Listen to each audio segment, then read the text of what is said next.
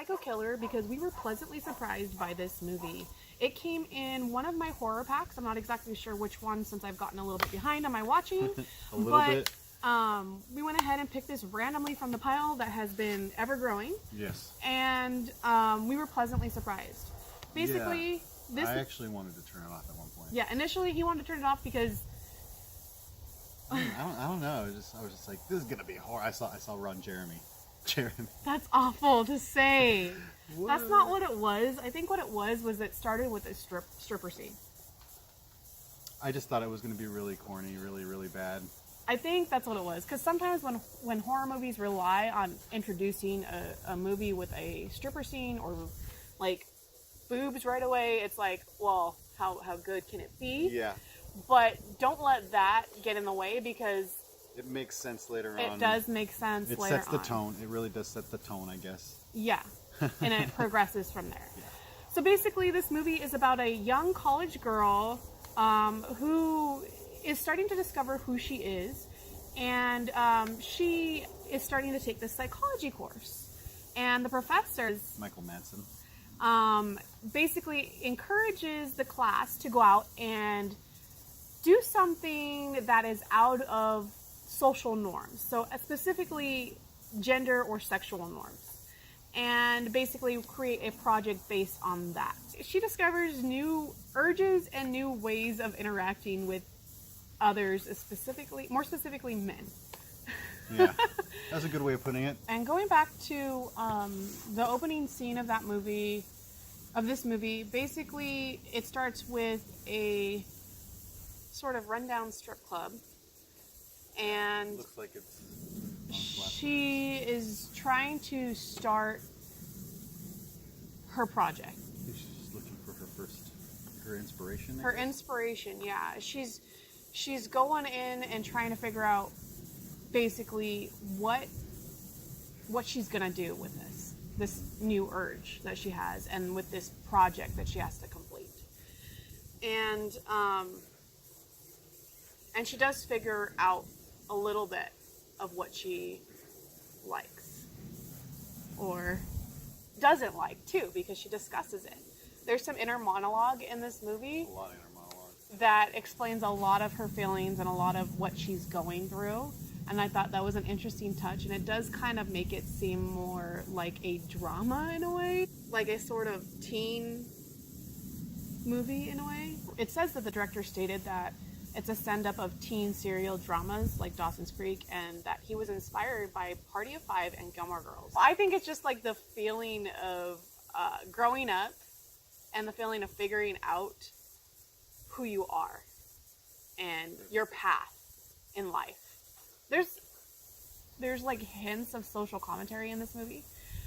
This movie here is called Psycho Killer, but it's also known as Lady Psycho Killer and other forms or other releases. And I really like that they just kept the title Psycho Killer for our release here that we got in Horror Pack.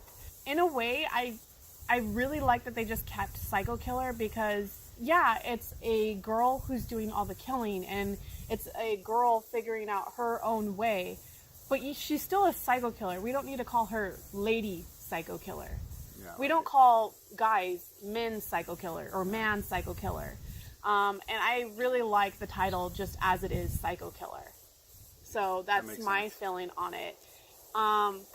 And we don't really get very many movies about girls or women being sort of serial killers.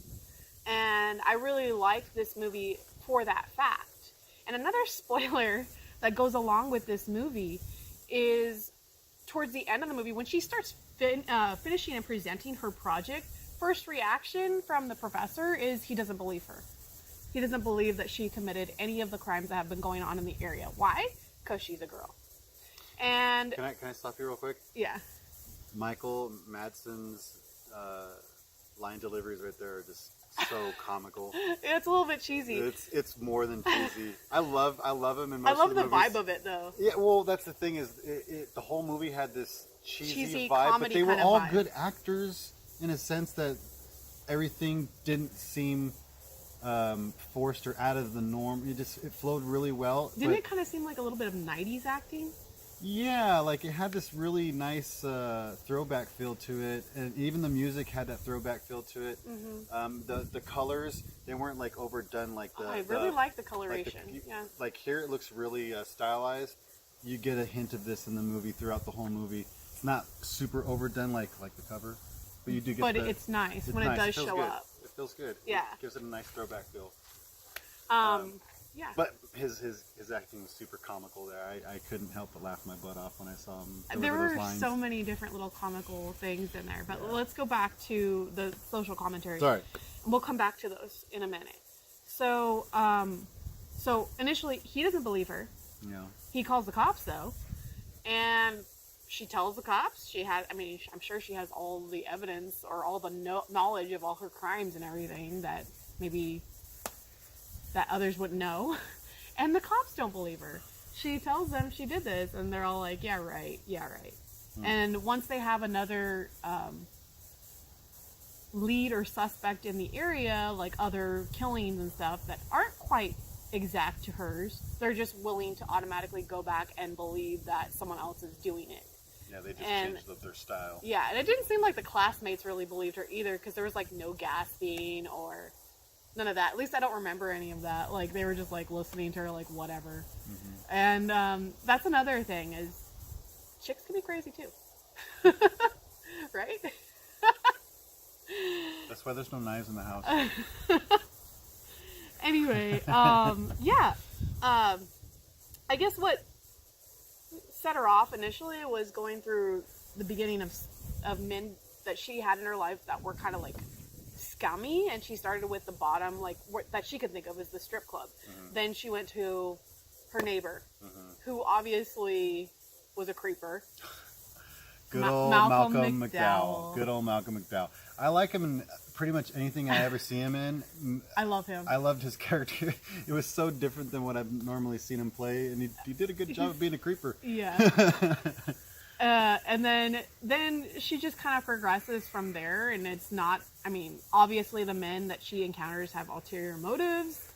And she kind of goes from this innocent sort of cat sweater, puppy dog eye dressing girl to, she's got these like club dresses, and she's starting to dress a little differently throughout the movie, which I thought was interesting. Which was your favorite outfit? I don't know.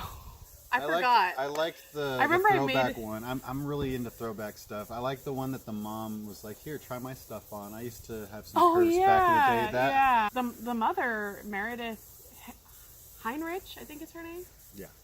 Okay, Meredith Heinrich. She was an interesting character too. She was kind of spacey, and I kind of liked her backstory too. That was in the movie. I thought it was interesting, the reason why she was the way she was. Okay, well, initially when I said, "Oh, I thought it was gonna be a bad movie because I saw Ron Jeremy," I didn't mean it like that. It's just when I saw Ron Jeremy in there, I was like, I was expecting it to go this way in a sense, and then I saw Ron Jeremy, so I thought it was gonna be a really raunchy movie. Raunchy, okay. Not that he's like a so bad actor or anything. So it made sense that he was a strip club owner. Yeah, I just considered it, I thought it was going to be raunchy right off the bat. And it really wasn't a raunchy movie. No, it wasn't. It was actually tastefully done. Yeah. You know. Yeah, I agree. I thought it was good. Nothing gratuitous. The main actress, Kate Daly, this is her first role ever as an actress. So I thought we haven't seen her in anything. I haven't seen her in anything. I swear I thought I'd seen her in something. I thought she did an amazing job. Yeah.